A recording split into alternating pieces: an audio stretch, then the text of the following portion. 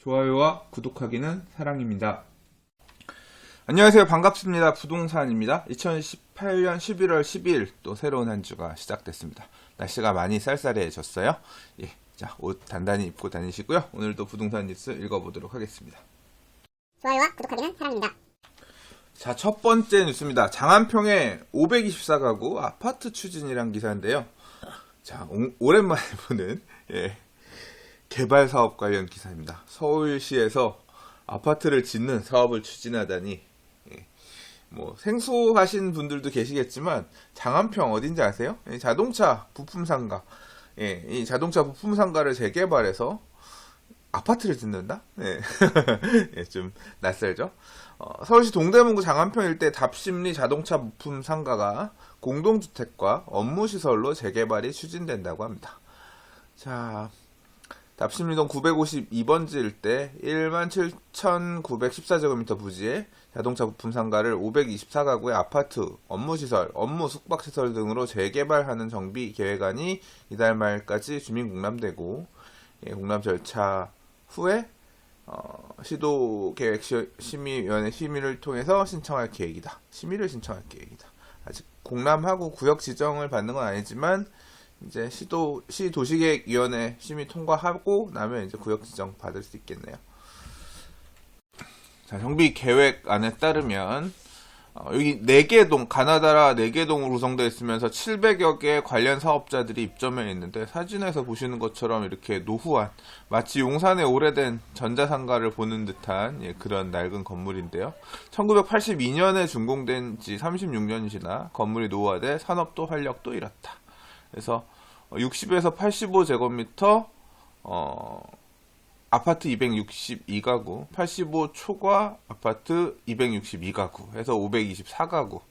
중대형 평형도 꽤 있네요. 그리고 오피스텔이 380. 그러면 주거랑 업무 오피스텔이랑 해가지고 합쳐서 한 850개, 830개 정도 되네요. 예. 그래서 이렇게 최고 38층 주상복합을 짓고요. 그 다음에 한편으로는 20층 높이 업무시설과 게스트하우스 등 숙박시설도 들어서게 된다고 합니다. 여기는 사업 방식이 도시환경 정비 사업일 것 같은데, 이제 기준이 되는, 기본계획의 기준이 되는 건 뭐냐면, 이 서울시가 추진하고 있었던 도시재생 사업의 일환으로서 여기 도시재생 활성화구역 아마 지정이 됐을 거예요. 그래서 이렇게 낡은 건물도 정비를 통해서 주상복합 아파트, 오피스텔, 업무시설을 이렇게 짓게끔 된 거죠. 사실 이제 저는 이런 기사를 보면 항상 투자적인 관점에서 밖에 볼 수 없으니까, 이런 상가도, 이런 상가 칸칸이 물건들 싼 거 사놨으면 주복 지으면서 오피스를 받든 상가를 받든 받았을 테니까 꽤 괜찮은 투자처였을 수도 있겠다. 주로 우리가 일반적으로 재개발 투자하면 주택지들 이런 것들 주로 보면서, 이런 거는 사례들이 많지 않으니까 어떻게 될까 좀 깝깝하잖아요. 이제 그런 느낌으로 제가 뭐 비슷한 사례로 세운상가, 세운대림상가, 뭐 도시재생이 한창이긴 합니다만 가보면 좀 아직까지 그래서 가격도 구체적으로 세운상가의 내부 점포들 가격들도 구체적으로 좀 알아보고 했었거든요. 사무실 공간이 필요하기도 하고, 추후에 어떤 형태로든, 지금 뭐 재생 형태로의 정비를 얘기하지만 만약에 지금 이 장안평처럼 이렇게 개발한다고 하면 고밀 개발할 수 있는 어떤 입지거든요. 보시다시피 38층까지 들어간다고 하니까 꽤 높게 짓는 거잖아요. 자, 아무튼 이 자동차 부품 상가 재개발은 성동구 용답동과 동대문구 장안동 답심리동 일대 50만 8,390제곱미터 도시재생 사업이라는 추진되는 사업인데, 시는 이 일대를 자동차 애프터마켓의 메카로 종합 재생하는 계획을 추진하고 있다. 그러니까 자동차 일종의 산업단지, 자동차 수리 관련된 부품들. 그래서 2020년까지 지적의 중고차 매매 부품 정비 튜닝 사업을 활성화 1만 1천여 개의 일자리를 창출한다는 계획이다. 저도 한 10여 년 전에 10년도 더 됐다. 10년도 더 됐는데 차 고치러 그 당시에 부모님이 타시던 오래된 90년대 초반식 소나타 2를 물려받아서 타고 있었거든요. 한 2006년? 7년? 그쯤 되나? 그래서 그 차를 수리하러 가가지고 여기서 그냥 야매로 수리하고 왔던 기억이 있습니다. 굉장히 저렴했던 걸로 기억해요. 가격 자체는. 지금도 아마 많이 찾으실 것 같습니다. 뭐 이렇게 정비가 된다고 하면 좀 느낌이 달라지겠죠. 자, 여기 말고 이제 성동구 용답동 234번지일 때 중고차 매매센터도 도시환경정비구역으로 지정돼서 자동차 정비 사업이 자동차 정비 사업이 아니라 도시환경 정비 사업이 추진되고 있고, 여기는 1082세대 공동주택 및 부대 복리시설 건축을 목표로 조합 설립을 추진하고 있다라고 합니다. 장안평 일대 쪽도 이렇게 지금 사업이 가는 걸로 봐서는 이미 좀 움직였을 수 있겠다. 근데 보시다시피 밑에 이제 자동차 산업 이런 것들 들어오는 위에 아파트 들어가는 건데, 여러분들 이런 아파트 괜찮을 것 같으세요? 아파트 가격은 어떨 것 같으세요? 사실 좀 주거랑 약간 우리가 생각하는 고급 주거 또는 좋은 주거랑 입지는 좋아요. 입지는 좋은데 이제 그런 부분하고 맞물려서 수요를 얼마나 좋은 수요를 끌어올 수 있을지는 살짝 의문스럽긴 하지만, 단순히 지금의 가격이 어떤지에 따라서 먹을 게 있을 수도 있고, 좀 여러 가지 생각해 볼 만한, 한번 관심이 생기는 그런, 이제까지 못 봤던 거니까. 그리고 여기에 만들어지는 사례가 다른 요런 지금 그림에서 보시는 것 같은 집합 상가들, 집합 건물들 어떤 식으로 정비될 건지 하나의 좋은 사례가 될 수도 있지 않을까. 서울시가 도시 재생 사업 한다고 해서 대부분 그냥 벽화 칠하고 항상 이 리모델링하고 이런 거 정도로만 받아들여지고 있지만, 사실은 도시 재생의 한 축으로 이와 같은 도시 환경 정비 사업도 하고 있다. 체크하고 넘어가면 될 것 같습니다. 좋아요와 구독하기는 사랑입니다. 자, 다음 기사입니다. 전입신고 하겠다고 하면 방 못 줘. 소득 노출을 우려한 집주인이 갑질이다. 세입자들이 세액공제를 하는 거기 때문에 그것 때문에 신청을 꺼리고 있다. 소득이 탄로되면서 세금이 늘어나는 게 싫어서 전입신고를 하지 말라. 뭐 이런 기사인데요. 뭐 기사의 타이틀로 보면 무슨 여대 옆 오피스텔 전입신고 필요 없는 분만. 전입신고 안 되면 사업자 신고 원할 경우에는 부가세 10%를 별도 추가한다. 뭐 이런 내용으로 이 부동산 중개 온라인 카페에 전입신고 불가 매물 광고들이 올라오고 있다. 그런 기사입니다. 뭐 이 부동산 중개 온라인 카페라고 하면 뭐 피터팬이라든가 아니면 또 무슨 카페가 있더라? 이런 이 커머스 중심의 부동산 중개 카페들, 중개 수수료 없이 직거래하고 할 수 있는 그런 카페들 얘기인 것 같아요. 근데 전입신고를 하지 말라는 세입자들을 요청하는데 그 원인이 이제 뭐냐? 뭐 기사에서 사례에서 보면 뭐 연남동 사례라고 얘기를 했는데, 전입신고하면 월세 10%를 얹어내라. 왜 그러냐 봤더니 세입자를 새로 받으면서 내가 굳이 세금을 더 낼 필요가 있느냐. 네가 전입신고를 하면 전입신고한 내용이 이제 그대로 이 주민등록하고 하면 올라가고, 그 내용을 통해서 세금을 내가 내게 될 수 있으니까, 소득세를 내게 될 수 있으니까, 차라리 그럼 그 세금이 더 늘어날 부분에 대해서 10% 정도 월세를 더 내라. 뭐 이런 얘기인 거죠. 아예 그렇게 나왔네요. 기사에서 보니까 피터팬 종방 구하기에 전입신고를 검색해보니 실시 사례처럼 전입신고를 할 경우 월세 10%를 추가로 부담해야 한다거나 전입신고가 안 된다라고 못 박은 매물이 많았다. 그래서 이게 좀 문제다라는 식으로 얘기를 하고 있어요. 그죠? 문제인가요? 사실 이 기사 댓글들 보면 임대인들이 나쁜 놈이다, 뭐 그런 뉘앙스의 댓글들이 많은데, 사실 저는 이 기사가 약간 좀 물론 이런 좀 전에 사례와 같이 이 전입신고하면 소득세를 더 내기 때문에 나는 전입신고 안 하는 세입자 받겠다, 이런 물건도 있겠죠. 원룸 같은 경우는 뭐 그런 물건도 있을 수 있다고 생각하는데, 사실은 저는 조금 이 기사는 약간 뭔가 소득 노출을 우려한 집주인의 갑질이라고 얘기하면 안 되는 부분이 더 많을 것 같아요. 무슨 얘기냐면, 이 오피스텔 얘기 있잖아요. 무슨 오피스텔 전입신고 필요 없는 분만. 이게 오피스텔이 원래는 주거용이 아니에요. 원래 오피스텔은 업무용입니다. 그래서 오피스텔 분양할 때도 일단 기본적으로 업무용이에요. 주거용으로 쓸 수도 있는 거지. 그래서 이 오피스텔을 주소 전입을 하고 주거용으로 사용하게 되면 임대인들, 소유자들 입장에서 뭐가 되냐면 주택이 됩니다. 근데 이런 게 있어요. 오피스텔 업무시설 같은 경우는 우리가 주택 같은 경우 전용면적 85제곱미터 이하 주택은 부가가치세가 면세입니다. 토지 같은 경우도 부가가치세가 없어요. 근데 이제 건물에 대해서 85제곱미터를 초과하는 주거용 건축물은 부가가치세가 붙고요. 오피스텔 같은 경우 애초에 주거용 건축물이 아니라 업무용 건축물이기 때문에 별도로 부가가치세가 있습니다. 근데 이 분양을 받을 때 또는 공급을 받을 때 이 분양계약제가 이 건설회사, 집지은 건설회사로부터 이 사업자 등록을 내고 임대사업자를 일반과세로 사업자 등록을 내고 매입세액공제를 신청할 수 있습니다. 사업자 간에. 그러면 이 오피스텔 부가세 부분을 따로 말 그대로 돌려받을 수 있거든요. 나라로부터 매입세액 공제를 통해서 부가세를 받을 수가 있어요. 근데 이렇게 이제 임대사업자를 등록한 분들 같은 경우는 당연히 소득세 내죠. 소득세는 내는데 어떤 문제가 있냐면 부가세 환급을 이미 받았기 때문에 매입세액 공제를 통해서 부가세 환급을 받았기 때문에 만약에 주소 전입을 하고 주거용으로 살게 되면 이 환급받았던 이 부가세를 돌려내야 됩니다. 그래서 이런 분들 같은 경우는 전입신고 하지 말고 이 세금 계산서를 발행하거나 아니면 부가세를 10% 더 내라. 그럼 이렇게 10% 더 받은 부가세는 이 신고 어차피 다 들어가기 때문에 세금 내야 됩니다. 소유자들도 세금 이제 세무서에 이 부가세는 국세이기 때문에 다 분기별로 신고해서 내거든요.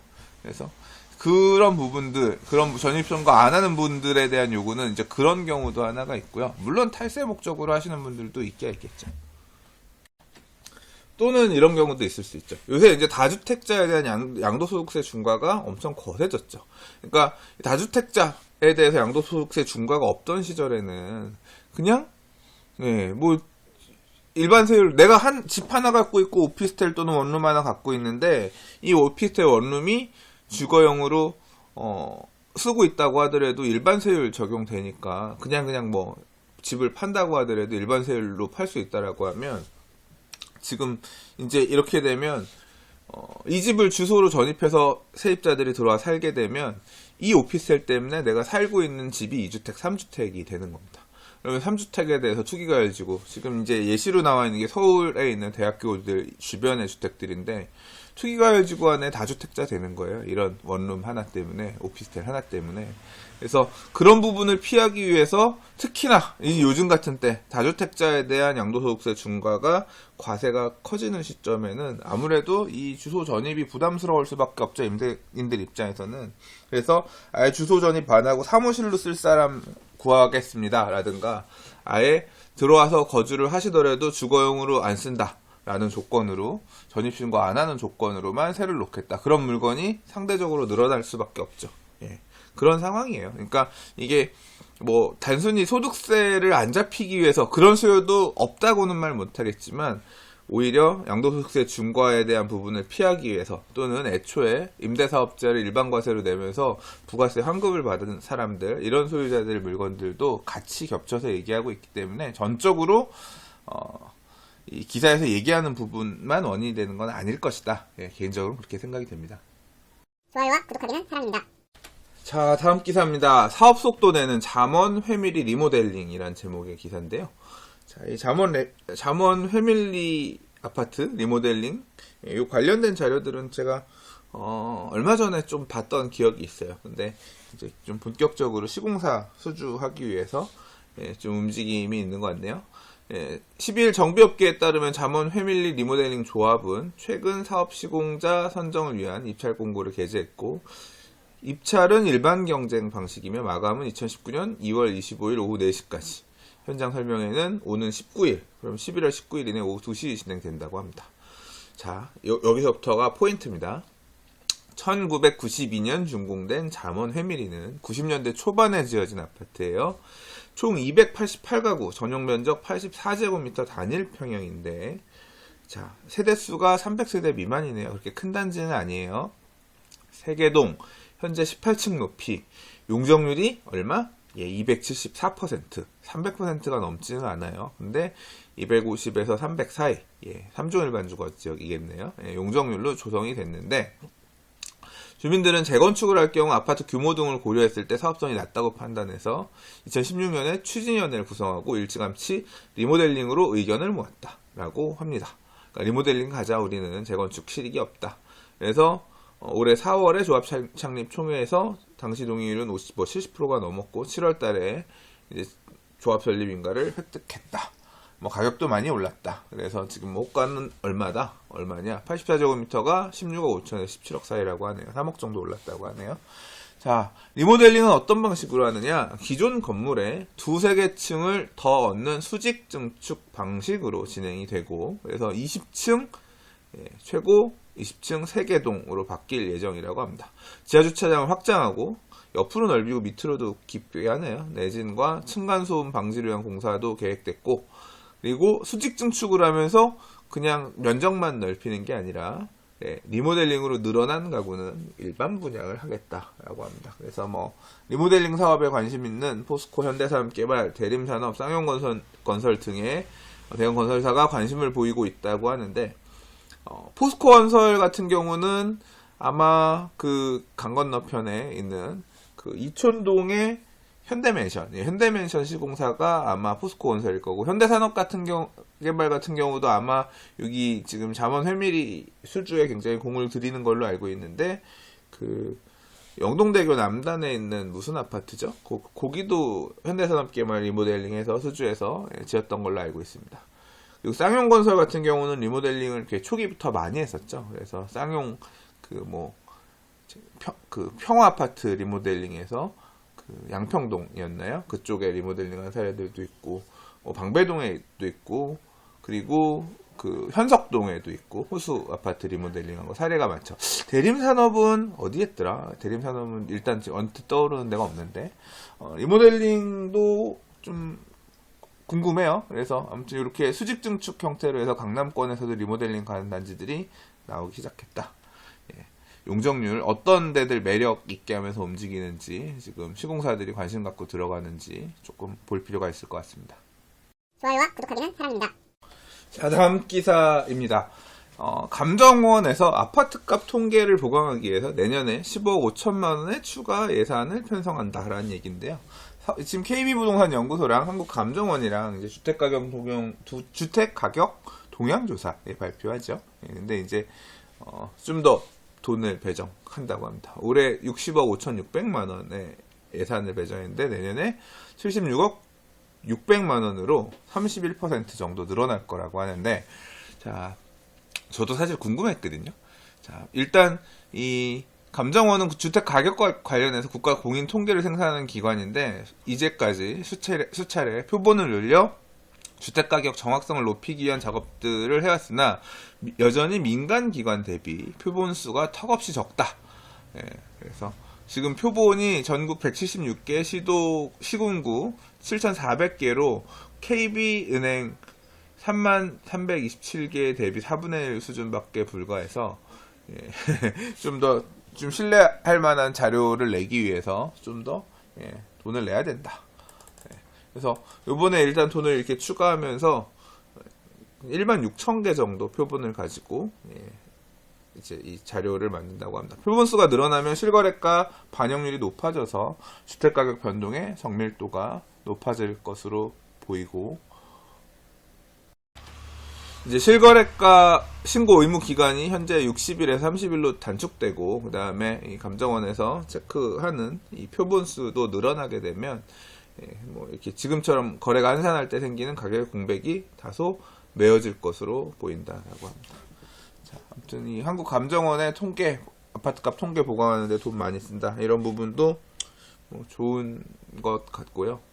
좀 더 이렇게 부동산 시장이 변동성이 크고 그런 시절에는 좀 더 디테일한 통계들, 이런 자료들을 볼 수 있는, 왜곡되지 않은 좀 디테일한 통계들을 좀 국토부에서만 보지 말고 좀 공개하고, 그 통계를 가지고 민간에서 외부에서 해석할 수 있게끔 자료들을 충실하게 잘 주셨으면 좋겠습니다.